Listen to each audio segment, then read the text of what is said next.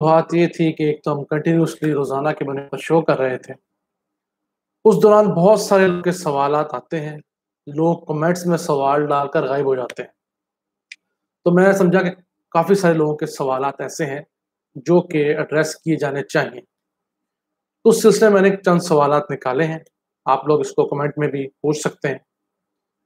पहला सवाल तो लोग ये हमसे पूछते हैं अक्सर ही कि आप जो इतनी खुशखबरियाँ लेकर आते हैं, वो हमें और कहीं क्यों नहीं मिलती?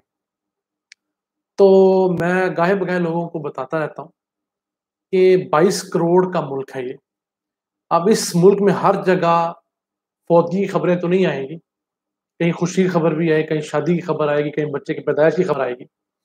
इसी तरह कई जगह पर अगर सड़कें खराब हैं, तो कई जगह पर मोटरवेज़ भी बन रही होंगी। तो हमारा ये प्लेटफ़ॉर्म सिर्फ़ और सिर्फ़ अच्छी खबरों के लिए है। बुरी खबरें देखने के लिए आप दिन भर जो पाकिस्तान के 80-90 चैनल्स हैं, सैटेलाइट चैनल्स, उनको देखिए। आप परेशानी समेटिए, अपना ब्लड प्रेशर हाई कीजिए। बुरी खबरें दिखाने के लिए, आपको मसाला दिखाने के लिए वो चैनल्स हैं। हमारा ये जो प्लेटफ़ॉर्म है, ये ना तो सिर्फ़ हुकूमत की तारीफ़ करने के लिए है, बल्कि प्योरली मुल्क के अंदर होने वाली सिर्फ़ अच्छी डेवलपमेंट बताने के लिए है। क्योंकि अच्छी डेवलपमेंट्स बहुत कम बताई जाती हैं। और दूसरा, हम ये कोशिश करते हैं कि यदि आप लोगों को अच्छी खबरों के साथ-साथ उसका सबूत भी दें। यानी कि 100% जो भी खबर हम आपके साथ शेयर करते हैं, उससे मुतल्लिका अखबारी तराशा या वीडियो या कोई और चीज़ हम आपके साथ ज़रूर शेयर करते हैं। रफ़ीउल्लाह साहब बहुत शुक्रिया आपका, आदिल अली साहब बहुत शुक्रिया, ग्रेट ऑप्शन साहब बहुत शुक्रिया आपका। तो इस सारे सिनेरियो के अंदर होता ये है कि बहुत सारे लोग हमसे शिकवा करेंगे जी कि आप महँगाई की बात करें। जनाब महँगाई की बात सभी कर रहे हैं, उसमें नया क्या है? और मुझे पाकिस्तान शिफ्ट हुए को 20-21 साल हो गए हैं। मैंने 21 सालों में सिर्फ़ महँगाई का रोना ही सुना है। मैंने कभी लोगों के मुँह से ये नहीं सुना कि महँगाई कम हुई है। मुशर्रफ का दौर मैंने अपने होश में देखा, ज़रदारी का, नवाज़ शरीफ का और इमरान खान। इन सब में महँगाई रही है। प्रॉब्लम ये है कि महँगाई के मुकाबले में अगर आपकी क़ुव्वत खरीद बेहतर हो रही है, तो मामला बेहतर होंगे। अगर सिर्फ़ महँगाई बढ़ रही है, तो वाक़ई ज़्यादती है। और महँगाई एक इश्यू है, पूरी दुनिया में है, हमारे यहाँ भी है। तो उसके अलावा क्या हम बाकी अच्छी चीज़ों को इग्नोर कर दें, सिर्फ़ महँगाई को पकड़ लें? तो ये भी कोई मैं समझता हूँ अक्लमंदी वाली बात नहीं। तो इसलिए हम जो भी खबर डिस्कस करते हैं, उसको हम ज़रूर रेफ़रेंस के साथ डिस्कस करते हैं और अखबार का वो तराशा स्क्रीन पर हम दिखाते हैं कि जनाब ये अखबार का सोर्स है। अब लोग क्या करते हैं कि उसके ऊपर हमने अखबारी तराशा दिखाया, उसकी कटिंग दिखाई, लोग इतनी तौफ़ीक नहीं करते कि जो वर्डिंग लिखी हुई है उसको पॉज़ करके गूगल में जाके सेम वही वर्ड्स सर्च कर लें, आपको असल अखबार मिल जाएगी। अब तो हम कोशिश करते हैं कि डिस्क्रिप्शन में उसका लिंक भी पेस्ट कर दें। लोग वो लिंक क्लिक करना गवारा नहीं करते और झूठे इल्ज़ाम लगाते हैं कि आप झूठ बोल रहे हैं, फलाना हो गया, ढिंगना हो गया। तो ये वाक़ई लोगों को डिमोरलाइज़ करने की बात होती है। तो ये करने से पहले सोच लिया करें। उसके अलावा हमारे एक साथी ने भी सवाल पूछा आईपीपीएस हाँ जी। सारिद बरोही साहब ने, जनाब आईपीपीएस के जो एग्रीमेंट्स हैं, वो समझिए 2035 तक तो पुराने एग्रीमेंट्स हैं और जो सीपेक वाले आईपीपीज़ हैं, जो कोयले से चलने वाले हैं, वो तो शायद सन 2045-50 तक जाएँगे। लेकिन उसमें फ़र्क ये पड़ेगा कि 2035 तक जो है, मेजॉरिटी जो पुराने आईपीपीज़ थे, उसको कैटर कर लिया जाएगा, उसको सँभाल लिया जाएगा। उसके साथ-साथ पाकिस्तान की पनबिजली शामिल हो जाएगी। अब जो रिनेगोशिएशन की है हुकूमत ने, वो चीज़ें आ जाएँगी। तो चीज़ें अगले 3 से 6 हुकूमत के अंडर कंट्रोल आ जाएँगी, जो बिजली के महँगे दाम हैं। और फिर हुकूमत एक नई पॉलिसी लेकर आई है कि अब पाकिस्तान में कोई भी इम्पोर्टेड फ्यूल के ऊपर, यानी तेल के ऊपर, गैस के ऊपर, कोयले के ऊपर, जो इम्पोर्टेड कोयला है, कोई पावर प्लांट नहीं लगेगा। तो उसका फ़ायदा होगा कि हमारे अपना कोयला इस्तेमाल होगा, कि कॉस्ट कम होगी। जैसे देखिए कि साहिवाल कोल पावर प्लांट है, इसकी ₹1.5 फ़ी यूनिट कीमत सिर्फ़ इसलिए ज़्यादा है कि ये कराची से लेकर साहिवाल तक कोयले को ट्रांसपोर्ट करने में फ़ी यूनिट ₹1.5 लगते हैं। अगर यही प्लांट कराची में लगा होता, तो इससे बिजली पैदा होने वाला का हर यूनिट ₹1.5 सस्ता हो। लेकिन शहबाज शरीफ की बल्ले-बल्ले कैसे होती अगर वो प्लांट साहिवाल में ना लगाता। तो ये हमारे साबिक हुक्मरान अपने नंबर टाँगने के लिए ज़्यादतियाँ करते रहे, तो ये मसाइल हमारे हैं। तो हम उम्मीद करते हैं इंशाल्लाह 4-5 साल में चीज़ें बेहतर हो जाएँगी। तो रफ़ाकत साहब बहुत शुक्रिया, बहुत सारे दोस्त हमें मैसेज कर रहे हैं गाहे-बगाहे। ग्रेट ऑप्शन साहब, बहुत आपकी मोहब्बतों का शुक्रिया। सर मैं आदिल अली साहब, सक्कर हैदराबाद मोटरवे वो मोटरवे जिसका मैंने सबसे ज्यादा प्रचार किया है। आप में से जो लोग मुझे प्रॉपरली सुनते हैं वो पूछते नहीं आप पुरानी बातें क्यों रिपीट करते हैं, तो हम इन जैसे दोस्तों की रिपीट करते हैं कि लोग प्रॉपरली हमें फॉलो नहीं करते और फिर जब भी फॉलो करते हैं तो वो सवाल पाना होता है। उसकी डेट को मैंने दी है, इस साल अक्टूबर तक सक्खर हैदराबाद मोटरवे के ऊपर काम शुरू हो जाएगा इंशाल्लाह ताला। और फिर वो 33 महीने का प्रोजेक्ट है, समझिए तकरीबन 3 साल का प्रोजेक्ट है, तो सन 2024 के आखिर तक वो मुकम्मल हो जाएगा। तो उसके अलावा बुंजी डैम के ऊपर अभी काम नहीं हो रहा। उससे अलावा जो डैम से हमने उसके पैसे अरेंज करने थे, भाषा डैम है, वो ज़्यादा ज़रूरी था क्योंकि भाषा में पानी भी महफूज हो रहा है। गुंजी में पानी महफूज नहीं होगा, वो सिर्फ रन ऑफ द रिवर है, सिर्फ बिजली पैदा करेगा। फिर बिजली हमारे पास आगे ही वाफर हो चुकी है, तो बिजली हमारा इशू नहीं है। अब एक और सवाल जब हमसे पूछा जाता है कि बिजली वाफर है तो लोड शेडिंग क्यों है। दो वजूहत है लोड शेडिंग की। पहली वजह यह है कि बिजली के प्लांट्स तो वाफर हैं, लेकिन बिजली के प्लांट से हमारे घरों तक जो बिजली पहुंचेगी, जो ट्रांसमिशन लाइन है, जो ग्रिड स्टेशन है, जो ट्रांसफार्मर्स हैं, वो नाकिस है, वो उतना लोड बर्दाश्त नहीं कर सकते। तो उनको बेहतर करने के लिए इस बजट में जो अभी हुकूमत ने पेश किया है, 100 अरब रुपया हुकूमत ने रखा है कि उसके अंदर आके आप लोगों को जाके तो ट्रांसमिशन लाइंस बेहतर की जाएंगी, आपके इलाकों के जो ट्रांसफार्मर्स हैं उनको नया डाला जाएगा, बड़े ट्रांसफार्मर डाले जाएंगे और जो ग्रिड स्टेशन उनको इम्प्रूव किया जाएगा। तो ये मामला है। और दूसरा इशू है ऑब्वियसली चोरी। जिन इलाकों में चोरी ज्यादा है तो उस इलाकों में बजाय हुकूमत सिर्फ चोरों को पकड़ने के लिए उस इलाके में हुकूमत लोड शेडिंग ज्यादा कर देती है ताकि उस इलाके में कम से कम चोरी हो सके। ये तरीका अच्छा नहीं है। होना तो ये चाहिए कि जो चोर है उसको पकड़ें। अब तो कानून बहुत सख्त है, 7 साल तक सजा है, उनको निशानीबरत बनाया जाए ताकि जो हमारे अच्छे सारिफिन जो बिल देते हैं उनको इशू ना हो। समीउल्लाह फारूक साहब समेत बहुत सारे लोग पूछ रहे हैं आफ्ताब इकबाल साहब को क्यों छोड़ा जनाब। तो ये मेरे पास प्लेटफॉर्म अच्छा आया यूट्यूब वाला, वहां पर मसाइल हो गए थे शुरू, तो मैंने समझा कि अल्लाह ताला अगर तौफीक दे रहा है अपना कारोबार करने का तो हमें अपना कारोबार करना चाहिए। आप एक हद तक ही किसी के पास मुलाजमत करते हैं या उसके एज बहुत ज़्यादा हो, तो मैंने ऑप्शन अच्छा लगा, वहाँ पर मुझे लगा नहीं कि मैं को मुझे अच्छा पे नहीं किया जा रहा, जहाँ पर मुझे लगा कि मैं ज़्यादा अच्छे पैसे कमा सकता हूँ और अल्लाह ताला दे रहा है, तो इस सिलसिले में मैंने उस वजह से बड़े अच्छे नोट के ऊपर उनसे क्विट किया, बड़े अच्छे मरासम के साथ। तो कचरा टाइम जनाब नहीं, उसके लिए उसकी उससे पहले बहुत सारे ऑप्शन मौजूद हैं। और जो अल्लाह गनी की रहमत करे, हमारे जो फतेहुल्लाह साहब जो कचरा डैम के एक बहुत बड़े मैस्टर थे, वो वफात पा गए 3-4 साल पहले। पाकिस्तान में सबसे बड़ी स्ट्रॉन्ग आवाज़ कचरा डैम के लिए उन्हीं की थी। तो उससे पहले काफ़ी सारे डैम्स की साइट्स हमारे पास मौजूद हैं, अगर हम वो बना लेते हैं, वो सारी साइट्स यूज़ कर लेते हैं, तो उसके बाद कचरा डैम तक जाना बनता है। मोहम्मद अली साहब, डिफेंस रिलेटेड हम खुशखबरियाँ सेंड किया करते हैं आपको, जैसे पाकिस्तान का GF-17 थंडर जो है वो त्यारा हमने नाइजीरिया को भेजा, हमने उस पर खुशखबरियाँ दी। ये गुज़िश्ता खुशखबरी थी जो हमने ISI के अंडर 24 के करीब जो पाकिस्तानी तमाम खुफिया एजेंसीज को इकट्ठा कर दिया गया है, वो हमने खुशखबरी दी। तो इस तरह मामलात हैं। तो इसके अलावा सक्खर बराज पे जनाब फारूक साहब मैं कोई डिटेल ले नहीं सका, मैं देखूंगा फिर आपको बताऊंगा।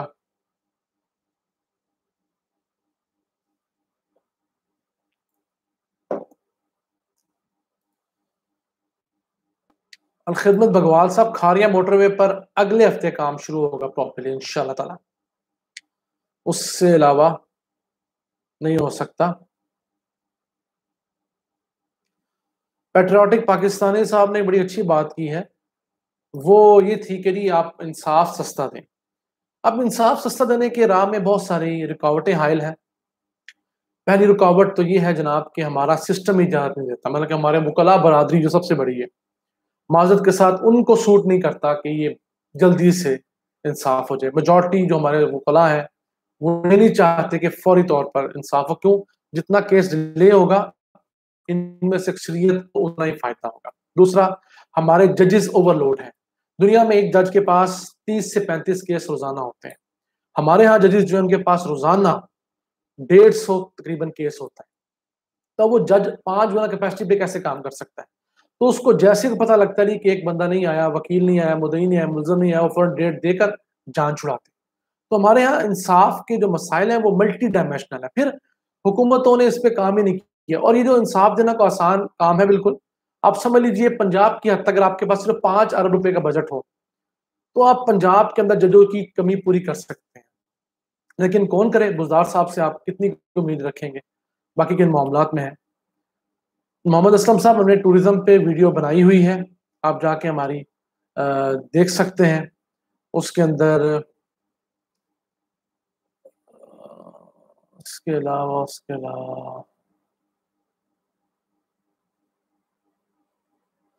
खान यूनिट साहब, पाकिस्तान के अंदर सीपेक के तहत जो स्पेशल इकोनॉमिक जोन बन रहे हैं, उसके अलावा भी इकोनॉमिक जोन बन रहे हैं। अब जैसे पंजाब के अंदर फिलहाल तो एक स्पेशल इकोनॉमिक जोन बन रहा है जो कि अहम इकबाल है, लेकिन उसके अलावा भी 7 से 8 इकोनॉमिक जोन हुकूमत पंजाब बना रही है। तो अब ये इकोनॉमिक जोन्स का ट्रेंड चल पड़ा है। तो उम्मीद करते हैं कि जैसे वियतनाम ने इनसे फ़ायदा उठाया था, हमारे जो हुक्मरान हैं वो भी फ़ायदा उठाएँगे, इंडस्ट्रीज़ को सपोर्ट करेंगे, उनको मौका देंगे, और उनके राह में जो हायर रुकावटें हैं, उनको दूर करेंगे, तो इन स्पेशल इकोनॉमिक ज़ोन्स का भी फ़ायदा होगा। अच्छा जी, technology progress and hydroponic farming. लोग महँगी, एक्चुअली हाइड्रोपोनिक फार्मिंग महँगी पड़ती है, हमारा अफ़ोर्ड नहीं करता। गग्गू वाइब साहब, रेस्टोरेंट वाले जो टैक्स काटते हैं उसके लिए हुकूमत एक पॉलिसी लेकर आ रही है।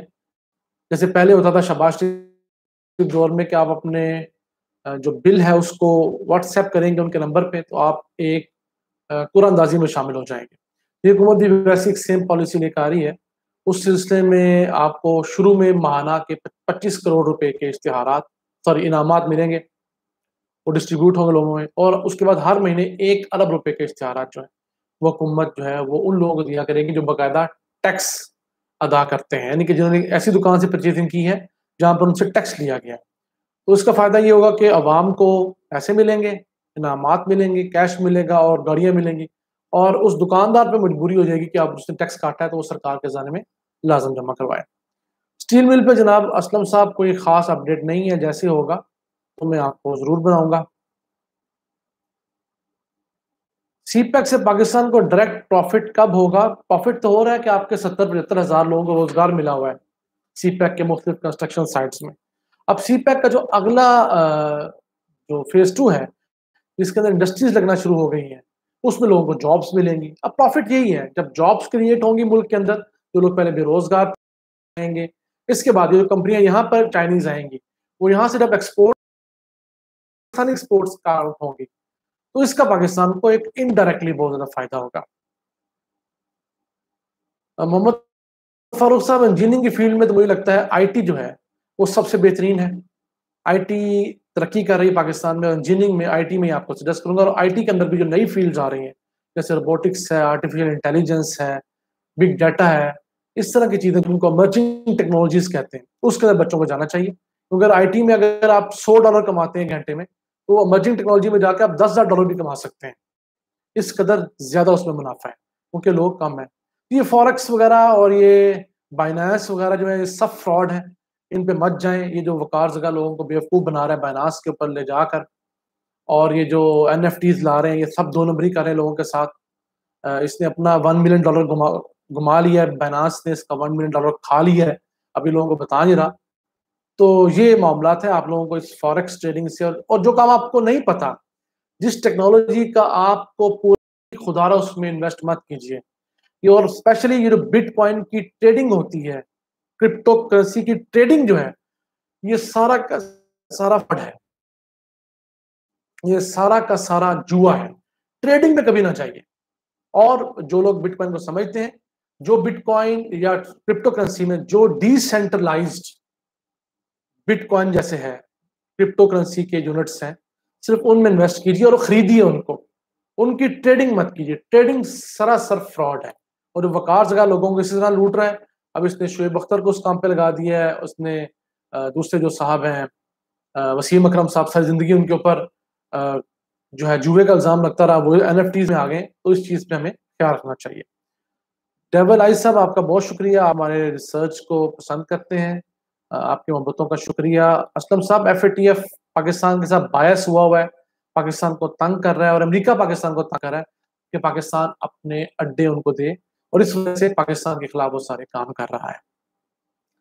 सर, कराची के बारे में बड़ी अच्छी खबरें हैं। हुकूमत ने इस सेशन में, इस बजट में कराची के लिए 92 अरब रुपया रखा है, वफाकी हुकूमत ने। सिर्फ उसके अंदर नालों की सफाई है, KCR है, ग्रीन लाइन है, फिर एक फ्रेट कॉरिडोर है जो कि कराची पोर्ट से पिपरी तक जाएगा, और फिर 22 से 23 अरब रुपया तो कराची की गलियों, नालियों, पीने का पानी, सीवरेज के लिए रखा गया है।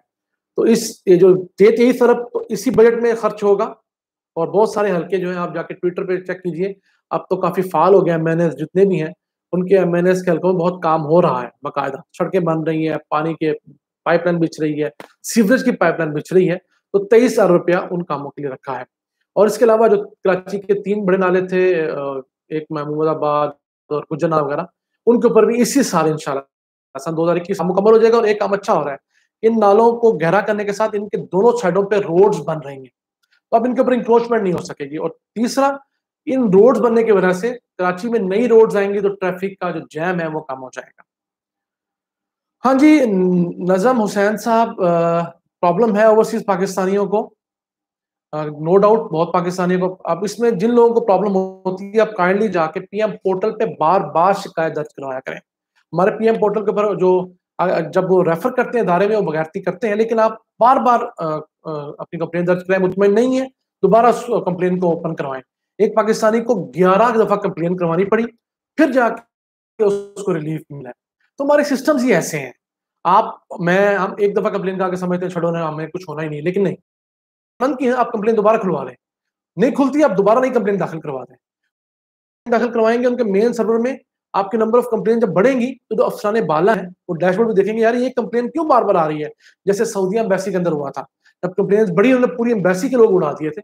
हमें बार बार कंप्लेन करने चाहिए। प्योर आइडिया साहब, CPEC के पॉजिटिव इफेक्ट हैं। 75,000 लोगों को नौकरी मिली है, कोई मजदूर है, कोई मिस्त्री है, कोई इंजीनियर है, टेक्नीशियन है, तो उसका फायदा ही तो है। तो मोहम्मद अली शाह साहब, जो प्रॉब्लम है हमारे यहाँ महंगाई कंट्रोल करने की, हुकूमत की कैपेसिटी नहीं लग रही। ये जो मौजूदा इंतजामिया है, DCs और ACs के जरिए महंगाई खत्म नहीं हो सकती। ये लोग खुद महंगाई करवाने में शामिल है, ये लोग मंथलियां लेते हैं। तो इनको एक नया इदारा खड़ा करना पड़ेगा जो कि महंगाई के खिलाफ उसी तरह एक्शन ले जैसे ये फूड अथॉरिटीज ले रही हैं। स्पेशल टेक्नोलॉजी जोन्स एक अच्छा आइडिया है। इसके अंदर लोगों को फायदा होगा और इसको देखने की जरूरत है। इस पर हम 2 वीडियोस पहले कर चुके हैं, दफा दोबारा करेंगे। पाकिस्तान की इस दफा टोटल एक्सपोर्ट्स जो हैं, सामान की भी और सर्विसेज की, वो मिलाकर इंशाल्लाह ताला 31 अरब डॉलर रहने की तवक्को, हम इस पर वीडियो बना चुके हैं और ये पाकिस्तान का एक नया रिकॉर्ड होगा।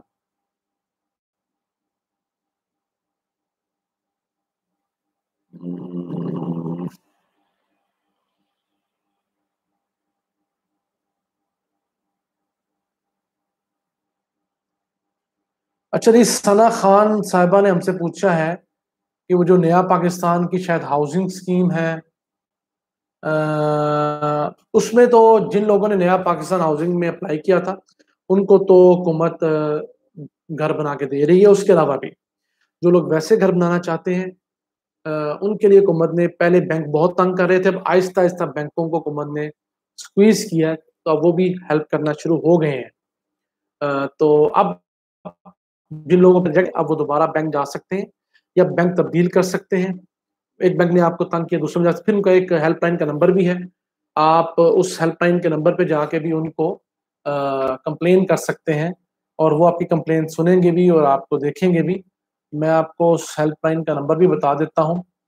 अब चीज़ें आहिस्ता आहिस्ता बेहतर हो रही हैं। अब देखिए ना, कर्जा लेना किसी ने, नंबर है जी, जो कर्जा लेने जाते हैं बैंकों से घर बनाने के लिए, इनका नंबर है 033 777 86786। ठीक है जी, मैं दोबारा कहता हूँ, 033 777 86786। तो इस नंबर पे जाके आप लोग बैंकों से मुतालिक इंफॉर्मेशन ले सकते हैं। मोहम्मद असलम साहब, बहुत शुक्रिया, आप मेरे ख्याल से इंडिया से हैं। मैं नंबर लिख भी रहा हूँ आप लोगों की आसानी के लिए। आपने जिन लोगों ने कर्जे अप्लाई करने हैं, आप वहां पे जाइए, तो वहां पे आपको अब पहले से बेहतर हालात मिलेंगे। और दूसरा एक बात याद रखिएगा कि हमारे लोग ना बहुत जल्दी डिसहार्ड हो जाते हैं।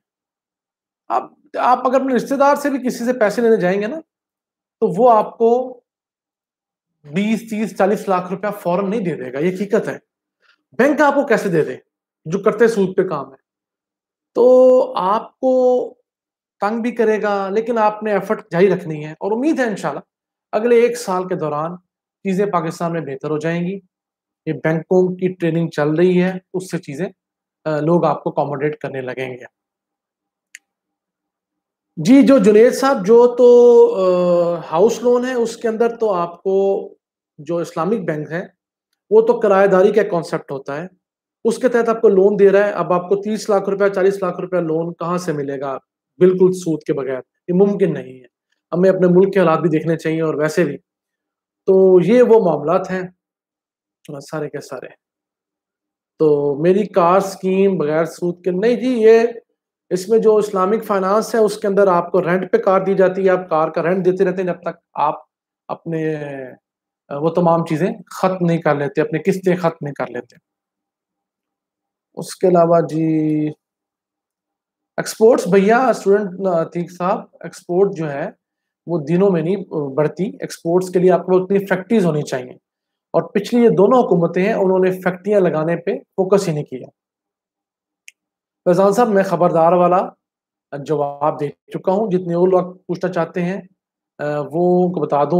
अजमत अली, मैं खबरदार वाला जवाब पहले दे चुका हूँ। ये जब खत्म हो जाएगा हमारा आज का ये जो लाइव सेशन, तो आप हमारे शो को दोबारा देखकर मेरा जवाब वहाँ सुन सकते हैं। जी, ML1 जो है वो इंशाल्लाह उम्मीद है अगले साल में, यानी कि अगले मालियाती साल में उसके ऊपर काम का आगाज हो जाएगा। इलेक्ट्रिसिटी रेट सर मुझे लगता है 2-3 साल बाद ही गिरेंगे, अभी तो लगता नहीं है, गिरने की उम्मीद नहीं है।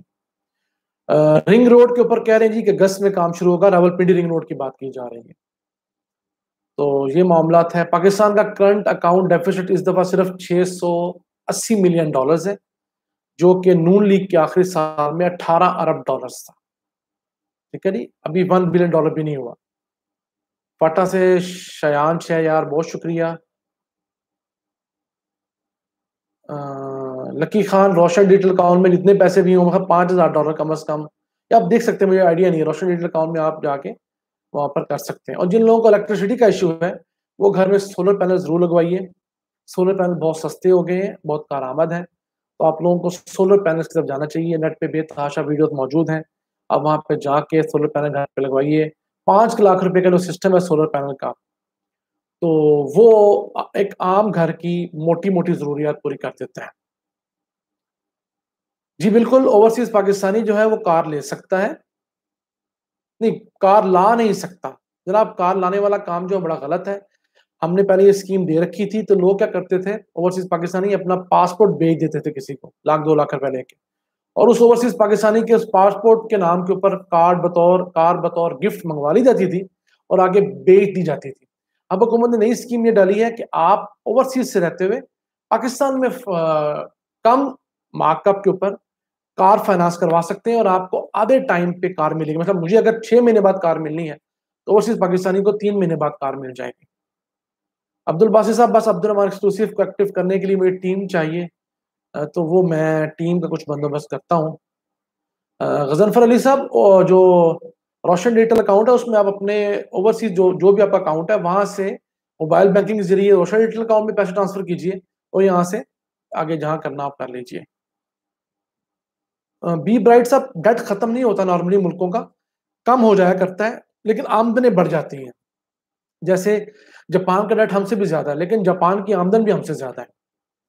अली आसिफ साहब, welcome from Germany. Agriculture sector के लिए बड़े अच्छा हुकूमत ने 12 अरब रुपए तो पंजाब ने रखे हैं, इस तरह 12-15 अरब वफाक ने रखे हैं, इसी तरह केपी ने रखे हैं। इस दफा हुकूमत जो है वो काम कर रही है एग्रीकल्चर के ऊपर।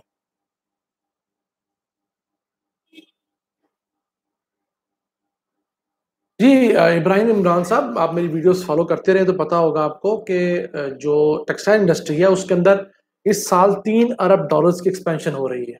वो $3 अरब की एक्सपेंशन है, वैसे तो नहीं हो रही। और इंशाल्लाह अगले 2 सालों में टेक्सटाइल इंडस्ट्री के जो मदारुल महाम है, जो एप्टोमा वाले हैं, ये जो फैसलाबाद चैम्बर ऑफ कॉमर्स है, उसका कहना है कि हम लोग 10 लाख नई नौकरियां पैदा करने जा रहे हैं। 10 लाख नौकरियां बहुत नौकरियां होती हैं टेक्सटाइल में। $3 अरब की इन्वेस्टमेंट हो रही है। ये मामला है ना। भावल नगर ML1 में शामिल नहीं, भावल नगर बहुत दूर है, उधर तो तुक ही नहीं बनता ML1 का। जनाब ये फारूक अहमद साहब वेलकम फ्रॉम डेनमार्क। अब इतनी तेजी से कमेंट जा रहे हैं। ये DI खान वाला रोड जो है, जो DI खान इस्लामाबाद वाला रोड है, ये तो इंशाल्लाह प्रॉबेबली इसी साल उसका इफ्तिताह हो जाएगा। इमरान खान ओवरऑल बाकी सबसे बेहतर है। मैं नहीं कहता कि एक्सीलेंट होगा, लेकिन पिछले सबसे बेहतर है इमरान खान। जो जुनेद जट साहब जो 5 लाख रुपए हुकूमत कह रही है बिलासूद, हाँ जी, वो कारोबार के लिए इस बजट में रखा गया है। वो अखुवत फाउंडेशन और दूसरी फाउंडेशन के जरिए मिलेगा। हैदर जंजुआ साहब, मेरी एजुकेशन जो है वो मैं MPhil हूँ इंटरनेशनल रिलेशंस में। सुलेमान इस्माइल साहब welcome from Dubai.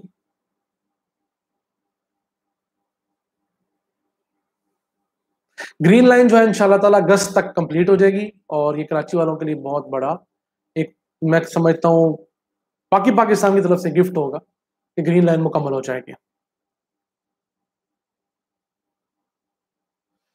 Khan Awais साहब, अब अटक का मुझे इशू नहीं पता, अगर आप इशू बताते हैं तो मैं आपको जरूर बताता। अब्दुल बासित अवान साहब, बुरा हाल है साइंस एंड टेक्नोलॉजी का, मुझे तो कोई अच्छी बात नहीं लगी उसमें। इमरान खान ने जाने अपनी बल्ले बल्ले कराने के लिए एक अच्छी मिनिस्ट्री को बैक बर्नर पे डाल दिया। तो जनाब ये मामलात हैं आज के। मेरा ख्याल अब तो चीज़ें रिव्यू होना शुरू हो गई हैं, पुरानी चीज़ें। आज के लिए इतना ही। उम्मीद करते हैं कि आप हमारे साथ इसी तरह जुड़ते रहेंगे, और जिन लोगों के सवालात, मेजॉरिटी के सवालात जो हैं वो मैं दे चुका हूँ। हसन रज़ा साहब, विंड प्रोजेक्ट पे काम हो रहा है, 12 से 15 प्रोजेक्ट्स लगे हुए हैं, मजीद पे भी काम जारी है। तो एहसन साबिर साहब, आपकी बात का जवाब दे चुका हूँ मैं पहले। अब हम जब वीडियो ख़त्म करेंगे तो आप हमारी वीडियो में जाकर इसको देख सकेंगे। तो नाज़रीन, आज के लिए इतना ही। हमें अपनी दुआओं में याद रखिएगा। जी, K4 का प्रोजेक्ट जो है वो इंशाल्लाह ताला सन 2023 के अक्टूबर तक मुकम्मल हो जाएगा। ठीक है जी। अपने मेज़बान अब्दुल रहमान को इजाज़त दीजिए। अल्लाह ने के पान।